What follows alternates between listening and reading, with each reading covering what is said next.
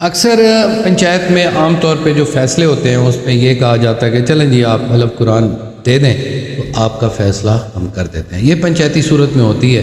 تو پنچایت کرتے کرتے پھر بعد میں یہ فیصلہ ہو جاتا ہے کہ کیا ہونا چاہیے. کچھ جو پنچایتی لوگ ہوتے ہیں وہ صرف اس وجہ سے کہہ رہے ہوتے ہیں کہ جناب آپ قرآن شریف کا فیصلہ مان لیں. تو اسلام اور مذہب میں یہ بات مناسب ہونی یا نہیں ہونی چاہیے یہ آپ ہی بتائیں گے. میری نظر میں یہ غلط بات ہے. قرآن پاک پڑھنے کے لیے اور اس کا حلف کسی کو آپ کو معلوم بھی ہو کہ اس شخص نے غلط حلف اٹھا لینا ہے تو پھر اگر اس سے حلف اٹھایا جائے تو بری بات ہے. اب سوال یہ پیدا ہوتا ہے کہ کیا تھانے میں کسی کو مجبور کیا جا سکتا ہے کہ آپ حلف لیں، اور کیا تھانے پر اگر قرآن پاک پر حلف ہو کر کوئی فیصلہ ہو جائے تو کیا اس کا جو نتیجہ ہے وہ عدالت مان لے گی؟ تو اس میں یہ بات میں آپ کو کلیئر کروں کہ کرمنل پروسیجر کوڈ میں ایسی کوئی پروویژن نہیں ہے جس کے مطابق قرآن پاک پر حلف ہو. جیسے عام طور پر عدالت میں ایسے کیسز آتے ہیں جس میں پولیس والے فیصلہ کرتے ہیں کہ جناب اس کو حلف کا موقع دیا گیا، اس نے حلف نہیں اٹھایا اس وجہ سے قصوروار، یا اس نے حلف اٹھا لیا تو یہ بے قصور. تو عدالتوں نے یہ فیصلہ کیا کہ آپ کو یہ کام نہیں دیا گیا کہ آپ مولوی بن جاؤ. آپ ایسا نہیں کر سکتے کہ آپ خود ہی فیصلہ کرنا شروع کر دیں. You are duty bound to collect the evidence, اور اس ایویڈنس پر آپ نے یہ ثابت کرنا ہے کہ یہ شخص جو ہے قصوروار ہے یا بے قصور ہے.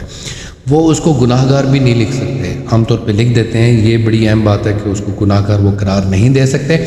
عدالت نے اس کو گناہ گار یا بے گناہ کرنا ہے. عدالت میں وہ چالان سبمٹ کرتے ہیں. سبمٹ کرنے کے بعد یہ فیصلہ ہوتا ہے کہ یہ قصوروار ہے یا نہیں، یا سزاوار ہے یا نہیں. تو اس طرح فوجداری میں کسی کو اجازت نہیں ہے کہ اس قسم کا فیصلہ ہو. اگر ہو تو آپ اپلیکیشن دے سکتے ہیں، عدالت اس کو نہیں مانے گی.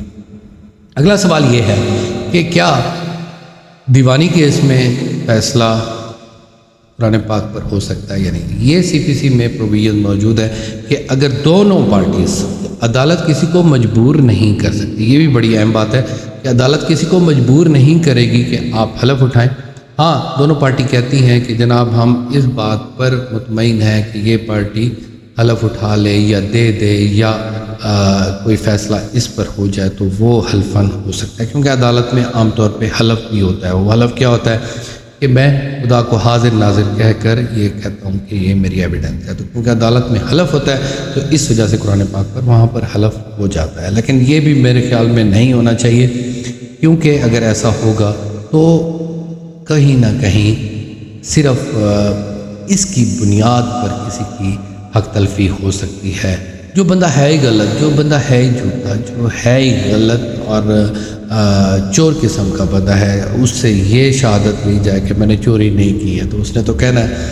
آخر میں آپ کو بڑی اہم بات بتاتا ہوں، کیونکہ چور جو ہوتے ہیں وہ بڑی لمبی گردان قسموں کو اٹھا کر آتے ہیں. جو میرے سامنے بھی ایسے کوئی واقعات تھانے میں سامنے آئے تو پولیس والے جب ان سے پوچھتے ہیں تو وہ کہتے ہیں کہ قسمیں اٹھا کر، حلف اٹھا کر کہ میں نے یہ چوری نہیں کی. کیونکہ مسلمانوں کو یقینی تو اسی بات پہ دلایا جا سکتا ہے، لیکن پولیس والے اس کو نہیں مانتے. ان کے پاس ایک اور چیز منوانے والی ہوتی ہے، اس کے ذریعے وہ منوا لیتے ہیں، لیکن وہ بھی غلط کرتے ہیں. انہوں نے بھی ایسا نہیں کرنا. سارا معاشرہ یار غلط راہ پر چل رہا ہے. کوئی صحیح طریقے سے کوئی تو چلنے کی کوشش کرے. یہ ویڈیوز اس لیے بنا رہا ہوں تاکہ آپ لوگ میرے ساتھی بنو اور آواز اٹھائیں. ہم اپنی اپنی جگہ پر صحیح ہونے کی کوشش کریں، پورا معاشرہ ٹھیک ہو جائے گا. آپ ٹھیک ہو جائیں، میں ٹھیک ہو جاؤں، تو ٹھیک ہو گئے تو انشاءاللہ 20,000 ہو جائیں گے اور سارے بڑھتے جائیں گے.